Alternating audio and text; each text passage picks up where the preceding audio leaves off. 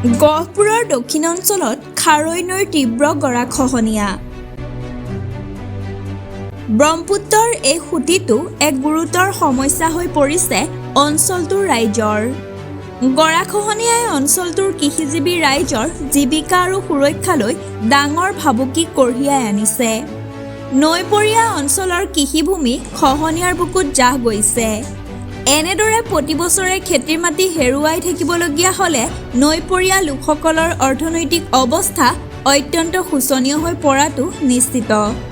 প্ৰয়োজনীয় পদক্ষেপ হিচাপে গৰাখহনীয়া ৰোধৰ বাবে ব্যৱস্থা গ্ৰহণ কৰিবলৈ দক্ষিণাঞ্চলৰ খাৰৈ নৈপৰীয়া ৰাইজে আহ্বান জনাইছে জলসম্পদ বিভাগক।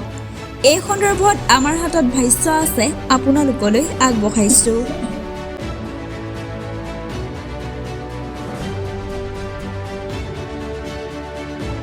আমাৰ কি কবি আৰু ক'বলৈ ৰাস্তা নাইকিয়া হৈ গৈছে, এনেকুৱা হৈ গৈছে। আমাৰ মাটি যিমান আছে গৰাই খহি খহি লৈ গৈছে। আমি খেতি বাতি কৰিবলৈ সময় নাই, এতিয়া জেগাই নাইকিয়া হয়। কি নকৰিম, এইটো ব্যৱস্থা চৰকাৰে কেতিয়াও কৰি নিদিয়ে আমাক। সৰিয়হ খেতি কৰোঁ, আমি মাটিমাহ খেতি কৰোঁ, অনেকটা জাতিৰ খেতি কৰোঁ। এইটো মাটি লৈ গ'লে আমি এতিয়া ইয়াত কেনেকৈ জীয়াই থাকিম, কেনেকৈ কি কৰি খাই থাকিম আমি। ইফালে আকৌ ৰাস্তা গোটেই লৈ গ'ল। ল'ৰা ছোৱালী এই কলমপুৰ স্কুলত যায় তাৰ অসুবিধাৰ পৰা ঘূৰি আহে। আমাৰ স্কুল নাযায় আৰু ইয়াৰ পৰাই ঘূৰি যায়, ৰক্ষা নাই। যাবলৈ ভয় কৰে, জংঘলে মংগলে ল'ৰা ছোৱালী ভয় কৰে, ঘূৰি আহে।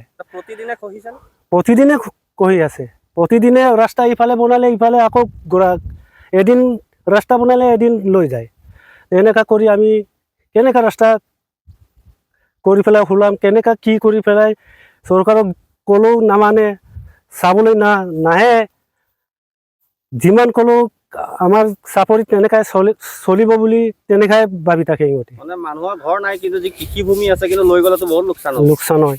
আমাৰ তেনেকুৱা হৈ যায়।